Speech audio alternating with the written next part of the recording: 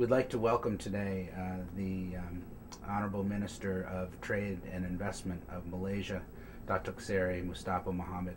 Welcome to Washington, sir. Thank you, Adi. Thank you. I want to ask you, you and Prime Minister Najib have been setting out an ambitious plan to transform Malaysia's economy. That plan is called the National Economic Model, or the NEM. Could you talk about what your motivation is to make these changes, and what are the key pillars of the plan? We became a middle-income developing country about 20 years ago. We've graduated. We wanted to target economies in the world. But of course, the financial crisis of 97, 98 and the recent economic financial meltdown had an impact on us. And our rate of growth has not been as high as what it was in the 1990s. Some of our peers have overtaken us, and we believe we have to work harder in order for Malaysia to join the ranks of a developed economy. So the main motivation is to be a developed economy by 2020. That has been our objective, but that objective is endangered unless we change the way we do things. The main pillars of this new model is of course, to increase the incomes of every Malaysian, to make it inclusive, so that every Malaysian has a share in this growing prosperity, to reduce gaps between the rich and the poor, the urban and the rural. And another pillar is to make growth sustainable. That's got to do with the environment. But the bottom line is income, a higher level of income. We believe we got the potential. We have the resources, we have the human talent, but we need to have a big push. And that push is being provided by the leadership of the Prime Minister in the form of the new economic model. We saw an announcement this morning, I think, from the Prime Minister in New York about the Economic Transformation Program, or the EPT, and some of the National Key Economic Area labs. Could you talk a little bit more about those? We identified 12 sectors, plus what we call the Greater KL region. Our aspiration is to turn KL, Kuala Lumpur, the capital city, to be a truly global city, to be a magnet for human talent, for businesses. So there are 12 areas altogether. What's different now is that there's focus. There's a considered effort on the part of government and the private sector. What has happened in the last few months is that the government and private sector, we've come together to brainstorm and to go into detail what particular areas have the potential to be developed. For example, in electronics, we have been stuck at the bottom. Yeah, we've been doing a bit of assembly, but we've not gone to design and development. So going forward, under the new economic model, economic transformation is to move up the value chain. In palm oil, for example, there's been some downstream activities, but that's not enough of that. So the intention is to go deeper into downstream activities. Oil and gas, we believe we've got the potential to be the regional hub in the region. So we're going to develop this sector. So these are some examples. What's different now is that there's focus. There are people who have been assigned to monitor very closely. It's a new way of doing things. It's not just a statement of intentions, but it's also the follow-through, the follow-up, and a mechanism to monitor very closely to ensure that all these ambitious goals are being implemented. Do these plans allow you to allow Malaysia to plug into global trade agreements more easily? I mean, have you sort of raised the level and addressed areas like, that have been challenging in the past, like procurement? Is that part of the plan at all? Well, that's part of transparency, governance. We have another program called the Government Transformation Program, and one important issue we have tried to address is governance and transparency, and that's very much at the core of some of these agreements that we have been discussing with our trading partners. Although FTAs are not, one of those areas under the economic transformation program, but it's certainly very relevant. We are a small open economy. We believe in free trade. that's been our policy to engage with the world. Yeah, we have to depend on the world. We've been one of the major beneficiaries of an open trading regime. It is very natural for us to come on board and be part of this movement for more open trade. And for that reason, we are not only committed to ensure the success of AFTA, the ASEAN Free Trade Agreement, the success of the ASEAN Economic Community, but we've been engaging with our trading partners, with Australia, with China, with South Korea, with Japan, with Pakistan, with Turkey. These are some examples. Some we have signed trade agreements, and our negotiation with India, for example, is very advanced. ASEAN has signed a trade agreement with India, but Malaysia is having a bilateral trade agreement with India. India is a big country, very important country. I've been personally involved in this discussion, and I'm pleased to share with you that there's been good progress. So Malaysia accords very high priority to the conclusion of trade agreements, not only with our ASEAN neighbors, which is already in place, but also with our major trading partners. I was with your colleague from New Zealand, Tim Grosser, yes, earlier this morning, and he had the highest compliments for you and Malaysia, and he talked about New Zealand's good success in being able to work out some partnerships. Yeah, we've been discussing a trade agreement with New Zealand for a number of years, and 1st August, I think it was finally implemented, but it's been a long process. It was signed last year, before our 2 PMs, right. Prime Minister of Malaysia, Najib, and Prime Minister of New Zealand, and we were the ones who signed it. And that was a momentous. New Zealand is a small country, but it is a very important trading partner for us, and it is a high quality agreement. And there were some challenges, but because we're both committed to free trade, we have decided to put whatever differences we have, and there's been some compromises, and now a trade agreement is in place and it is implemented, and we believe this will further stimulate trade between Malaysia and New Zealand. Yeah, well, congratulations on that. I know how important foreign investment is to Malaysia, and looking at the numbers over the last 3 years, I think Bloomberg pointed out 2 days ago in a press piece that investment has been down foreign investment has been down over the last 3 years, but it now seems to be surging back under your leadership and that of Prime Minister Najib. And we've seen, major companies like global brands like Coca-Cola and Ace Insurance come back to Malaysia with significant new investments. How do you explain that revival? What's going right? Firstly, let's go back into history. Okay. FDIs have played a very important role. Foreign investments have opened up our rubber plantations, the tin mines. It was a British in the beginning. And in the 1970s, we went aggressively to promote electronics, and we're now one of the biggest locations for semiconductors in the world. So we've been successful in the past, and we've been attracting a steady flow of foreign direct investment. But with the financial crisis of 97, 98 and the recent meltdown, we have been one of the countries adversely affected. Having said that, of course, in the last few months in particular, we've seen a revival of interest in Malaysia, and Malaysia is coming back again on the map, on the radar screen. Ace, for example, an American insurance company, decided to come to Malaysia because of the reform that Datuk Seri Najib has put in place. Before this, a foreign insurance company can own only 49% of equity in a Malaysian insurance company.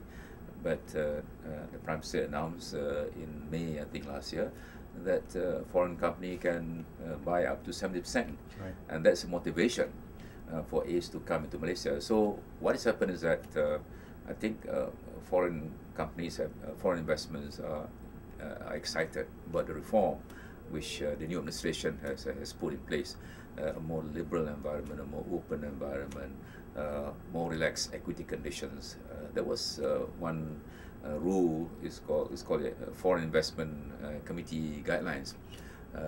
Many investors were against it, both foreign and local as well. Mm-hmm. And our Prime Minister decided to do away with, repeal those rules and regulations, and that was welcomed by many foreign investors. And in April, he announced the opening up 27 sub-service sectors. So, although of course it takes a while before this interest on the part of foreign investors, can be attracted to Malaysia, but we're beginning to see. I'm as trade minister, of course, I travel a bit throughout the world, and I can see a renewed interest in Malaysia. So this is a welcome development. It's got to do with the reforms which are being put in place, and going forward, I believe the momentum is going to steadily pick up. Talking about the benefits of reform and the good response of investors is one side of it, of course, but we all know, and in fact Americans in particular, it seems, know that the domestic politics around trade aren't easy to manage. Could you talk a little bit about the politics of trade and reform in Malaysia? How are you and the Prime Minister selling this to Malaysians, and do you see any risks to the reform? Let me begin with trade. As Meeting Minister, I'm convinced that the way forward for Malaysia is to open up its economy, and it's not easy. I mean, people are being comfortable, being protected, for many years, many decades, right. And we have to market this idea to them that open trade is good for you. There's been resistance, but I think the commitment of the Prime Minister that we got to do things differently, and that's been a big help to all of us. I mean, coming from the top, the signal is very clear. We have to open up and reform, otherwise it's going to be very difficult. I got to deal with my colleagues, dealing with various sectors of the economy when it comes to a free trade agreement. Of course, I got to persuade them. It's not been easy, but in the end, they've come around to accept the need to open up. So that's as far as trade is concerned. On the overall reform agenda, of course, as an open society, as a democratic society, we have to deal with challenges. And there are people who are supportive of us, and of course there are others who have been comfortable with the level of protection provided by government. And some people are comfortable with the way things are. They do not want to change. Right. But the test of any strong leadership is the ability and the courage to move forward. And for us, there's no turning back. The only road to success, is change. Unless we're prepared to change, we cannot be a developed country. We can be a middle-income developing country, as we've been for the last 20 years. But we don't think we can move up the income ladder unless we implement radical changes. So it's about engaging with the public, engaging with the various stakeholders. The economic transformation program, for example, it is unprecedented in Malaysia's history, and so is the government transformation program. What has happened is that in the last few months, there's been a lot of engagement on the economic transformation program. For example, 21st, 22nd. We have what we call open days. So we share with the public. This is what the government want to do. The 12 sectors. You will tell us. Is this good for us? And we are. The institution concerned will be gathering feedback from the public, and I think this is most welcome by the people, and by this process of engagement with stakeholders, hopefully there will be buy-in, and hopefully there will be less opposition to the radical changes we are putting in place in Malaysia. It sounds like a good plan, and of course, I guess if those investments flow in, then you'll have strong job creation, and that probably will help. On the as you move to transform the economy into a high-value economy, I assume one of the key performance indicators has to be enhanced education.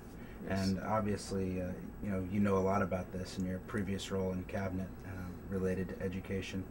Could you talk a little bit about what your view is, how important education is to this process, and maybe some of the things that the Malaysian government is doing in this area? We have made a lot of strides in education in terms of literacy, in terms of primary education. But the main issue is quality, and secondly, the main issue is supply and demand to meet the requirements of industry. Another issue is language. So those are the three main issues: quality, supply and demand, and language skills. And when I say language, it's not just English. It's got to do with foreign languages, Mandarin. We have not been doing too well in that. I mean, we are in between China and India. We should have more people speaking foreign languages. So that's one area. But the two biggest problems will be quality and matching supply and demand. Right. Let me take up the issue of supply and demand. For example, we have what we call the multimedia super corridor, which requires many ICT graduates of a certain standard. So there are challenges there. We're not producing enough numbers. So what we have done is to have some short-term measures. We brought in Infosys from India, or we brought our students to the Infosys campus. So that's one way in which we try to mesh the supply and demand. This sector is growing fast, the ICT sector in Malaysia, and demand is high. And we have a number of successful companies, global companies, which has decided to make Malaysia as a base for its regional operations. Yeah? Some of the most prominent American courier companies, some of the biggest banks in the world have got their data centers in Malaysia. But we need the skills. So that's one area. Then another is engineering. Yeah? We need people to do research and development. We need more PhDs. So the challenge for us is to produce more PhDs in engineering, more masters in engineering, and that's got to be ramped up quickly. And the government recognizes the need to get this done quickly. And at the end of this year, we're setting up the Talent Corporation. The Talent Corporation is about enhancing the skills of Malaysians. It is also about attracting Malaysian talent overseas. It is also about attracting the best talent globally. We have tried this many times in the past. Success has been limited, but with the commitment that we have and the realization that unless we improve the quality of higher education in particular, it's going to be very tough for us to be a fully developed nation. So going forward, we have put in place a number of measures, including getting industry and universities to collaborate closer to each other, getting all the research fundings in the universities to be commercialized. It's got to be a new way of doing things. Yeah. You ASEAN, Malaysia is obviously the third largest economy in ASEAN, and ASEAN has been moving very aggressively on some trade agreements with major partners.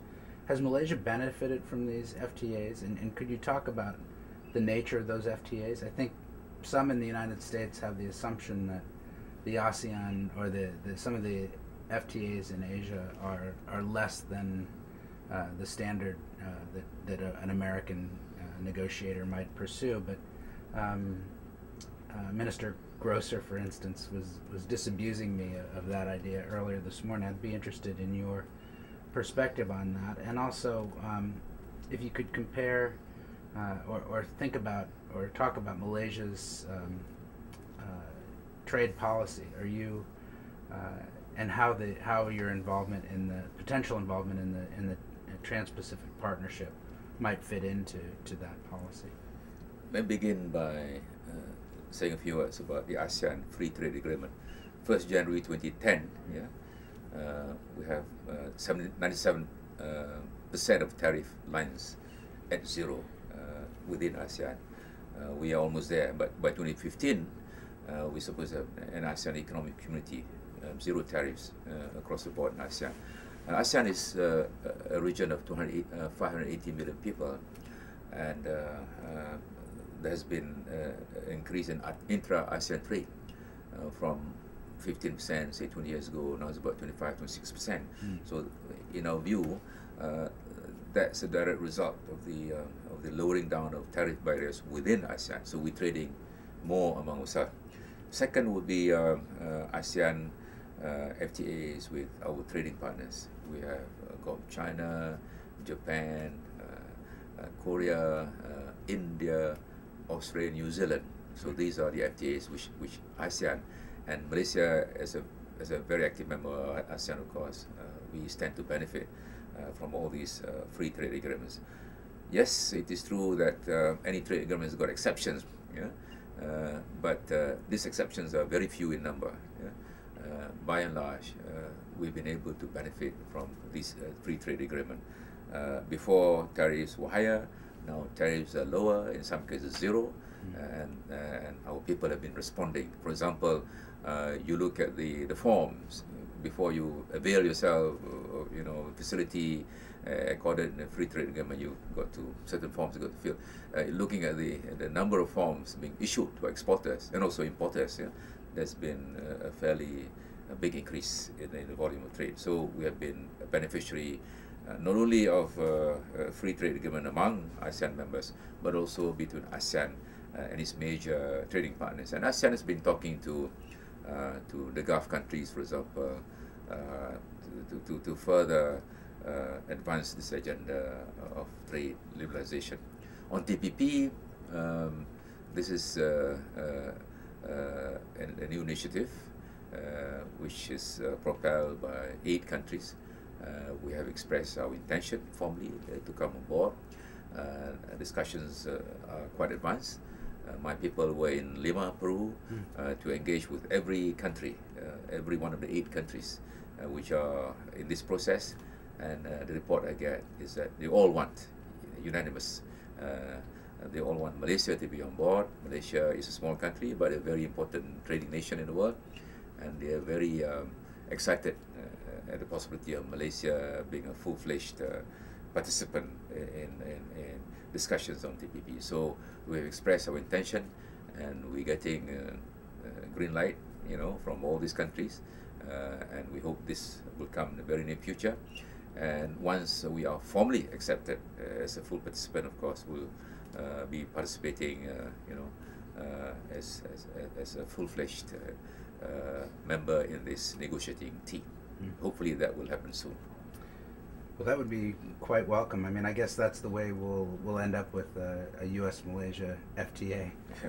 We were, as you know, on that for a number of years, and now we have formally, both of us have formally abandoned the idea of having a bilateral FTA. This is a superior solution. FTA, TPP, 8 countries, and hopefully Malaysia will be one of them, will be the 9th country. Some of us in the sort of the think tank sector have the luxury of being outside of government, so we're not constrained by some of the statutory requirements. And I for one, have sort of been pushing on the idea that the U.S. should probably try to engage in a free trade agreement with ASEAN. How do other partners of ASEAN deal with the wide disparity of levels of development in ASEAN? And I guess of the countries you mentioned, Australia and New Zealand would also have had to deal with the politics of the Burma issue. You've been at the table for these discussions. How are other partners dealing with those issues? First, as you know, in general, we are 2 groups of countries. One, the more advanced, with Singapore, of course, being a developed economy, and the other will be the lesser developed economies of ASEAN.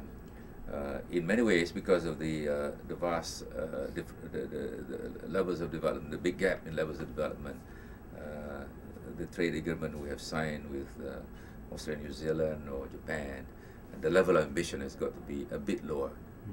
But having said that, of course, it is a good agreement. Yeah? So that's how we deal with differences within ASEAN, by lowering the level of ambition to take into account the level of development in some of these countries. The other way we deal with that is to in terms of tariff reduction, if for the more developed economies, it's going to happen faster. Okay. So in the case of a lesser developed economies, it is staggered. So that's how we deal with the situation. Myanmar has been a difficult issue for especially the Western world, but in our part of the world, it's not an issue. China has got very close ties with Myanmar. Japan has got close ties with Myanmar, South Korea, Australia, New Zealand. So Myanmar has never been an issue. But when we talk to America, Europe, for example, we have been toying with this idea of having FTA between ASEAN and EU. And one stumbling block, of course, was the status of Myanmar. So yes, with some countries, Myanmar has been an issue. But in general, we do not have any problem in dealing with our Asian neighbors on this issue. But Myanmar, it is not an issue at all. Fair enough. Thank you very much. You've been visiting the United States for the past week or so, I think, talking to your counterparts and American companies. And we know the U.S. is a major market for Malaysia, and Americans are some of the top investors in your country. What's your mission here in the United States, and what sort of reactions are you getting to Malaysia and your pitch? Firstly, I would like to highlight the fact that the new administration under Najib has decided that we should re-engage with America. There's been ups and downs in the relationship, and Datuk Seri Najib has decided that we should come here more often. And this is my second trip this year. I was here in May. I'm here again. It is quite unusual for the Trade Minister of Malaysia to come here 2 times in a year. So that in itself is a clear demonstration of the commitment to re-engage and to talk to our counterparts here, as well as American companies. I must say that the results so far have exceeded my own expectations. I was in Atlanta, I was in Philadelphia, and I'm now in Washington. Especially the level of understanding about Malaysia. I was quite impressed that many people know us, so corporate people. And I ran seminars in Atlanta and also in Philadelphia. They were attended by 2 groups of people. One, people who are in Malaysia, another group, people who have not been to Malaysia. Especially among those who have been to Malaysia, they are happy doing business in Malaysia. They're happy the service provided by MIDA, for example, the hand-holding, the facilitation. I mean, that's good news for us, and coming from them, from the bottom of their heart. And I'm indeed gratified. And I met a few companies which have decided to expand their operations, existing operations, and in some cases to go into new businesses. So as I said, there has been, these have exceeded my own expectations. But I can see there's a lot of goodwill in my discussions with Ron Kirk and Ambassador Marintes and a few others, members of 1 or 2 members of the US Congress. I can see that there's a lot more goodwill, there's better rapport, there's better understanding, and that's very much in line with the policy of the current government in Malaysia, which is to re-engage, to develop closer collaboration. And America, as you know, is number 2 in Malaysia in terms of investment. Many of the top American names are in Malaysia: Intel, Dell, AMD, Coca-Cola, of course. So GE, they're there. And I've been talking to some of them on this trip, and I'm pleased to know that some of them have got plans for Malaysia. Hopefully, investment flows from America will go up. At the same time, I must remind you that Malaysia is also going abroad. Malaysians are going abroad. Our companies have gone to ASEAN, other parts of Asia, to China. One of our companies have gone to New York in the gaming business, for example. So Malaysian companies are also going out. Although at present they are in Asia, they've gone to India in construction, Middle East construction, banking in ASEAN. And there will come a time when Malaysian companies will come to America. So it's a 2-way kind of process. Right. I'm here to promote Malaysian exports, but at the same time, of course, we need to be prepared to buy more from America. That's the nature of any trade. It's got to be mutually beneficial. Right. So it's not just Malaysian, me coming here to attract American investments or to get America to buy more products. It's also about Malaysians coming to America at some point in time to invest in this country, and also Malaysians buying more from America. And in the end, it's going to benefit both of us. Well, that approach is quite welcome, and actually we've seen the Najib paradigm, if you will, outside of the trade area, also in security. Security, education. What we're doing in Afghanistan, for example. The collaboration, we're training the teachers, the police force, the medical team. This is, as I said, this would not have happened without the close cooperation which has been put in place in the past 1 year between the 2 governments. Well, it's quite. So it's not just trade investment. It's gone. Of course, education has been there a long time. We have more than 100,000 Malaysians who have got their qualifications in this country. Yeah. Well, I note on education, the number of Malaysian students in this country is It's what, 6,000 now? Yeah, But it one used time, to be twice as many at least. yeah, at one time there were 20,000. Yeah. During my time, I studied here as well. There were about 20,000 students, Malaysian students here. And those were the days when we were richer, or currency was a lot stronger. Well, also I think the United States has some room to move forward on its education policy to make it easier for Malaysian and Asian students to come back to the United States. Yeah. This is an area that we're looking at CSIS very closely. With visa and all this, I think yeah. Exactly. What final question? Since you're here and you've been kind enough to give us an interview, I think the final question is: what advice do you have for Americans thinking about doing business in Malaysia, coming to Malaysia? What should an American who may not have visited your country yet know about Malaysia? Firstly, we've got a number of offices here. MIDA, which is involved in investment promotion, has got 6 offices. Matrade, involved in trade promotion, got 3 offices. Of course, we've got an embassy here in Washington, New York. So the first place to go, we have people here, so good to see them. And we have a strong team in your embassy in Malaysia. They've been very supportive, helpful. They've been bringing Americans to Malaysia, not only big companies, also small guys, people in small business. We welcome them. Malaysia has got good infrastructure. Many people speak English in Malaysia. We have good IP protection. At 5 years ago, that was an issue with a number of American companies. Now they're happy with the system we put in place, including the setting up of IP courts, for example. Right. Malaysia is a good place to live. It's an open society. We are a moderate Muslim country. We're stable politically, good infrastructure. So these are some of the assets that we have. And those Americans who have been to Malaysia know what I mean. We have last year 220,000 American tourists coming to Malaysia to enjoy the good weather, the good food, the good scenery, ecotourism, the beaches. So we hope more Americans will come to Malaysia. And there's a lot of goodwill, as I said. More than 100,000 Malaysians have studied here in the last 40 years. Yeah? And that's a big help. I mean, you are here for 4 years. You have friends. You know the system here. And that's a big reservoir of goodwill that we have in Malaysia. So Malaysia is in the center of ASEAN, center of Asia, in between China and India. We speak English. Americans are most welcome to Malaysia. Yeah.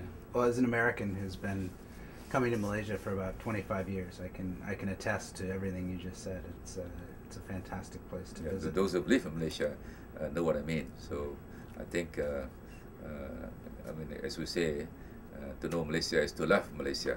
Malaysia is truly Asia. If you happen to not only visit Malaysia, but more importantly live in Malaysia, then you know that we are nice people. Yeah, we are open to foreigners. We are an open and tolerant society, and this has got to do with the education that we get, because Malaysians are everywhere. You go to China, you have Malaysian students. Australia, in India, Pakistan, Egypt, Poland, Russia, UK, Canada, you name it, we have Malaysians everywhere, and all these Malaysians will come. Many of them come, not all. Many will come back. Yeah. They'll bring back with them the qualifications, the experience, and I think that's one reason why Malaysia is a dynamic society, because we have encouraged our people to go out and go anywhere in the world to get a good education. We have Malaysians in Germany who speak French, who speak German, Malaysians in France doing engineering, Malaysians in Japan, in Korea, in China, in Hong Kong, in Taiwan, Singapore. Malaysians are everywhere, and many of them come back. And I think that adds to the dynamism of Malaysia. And there are many Malaysians who understand America well. Minister, I really want to thank you for your time. Your country is lucky to have you out there on point, and I wish you every success in your Thank you for your good wishes. In the States.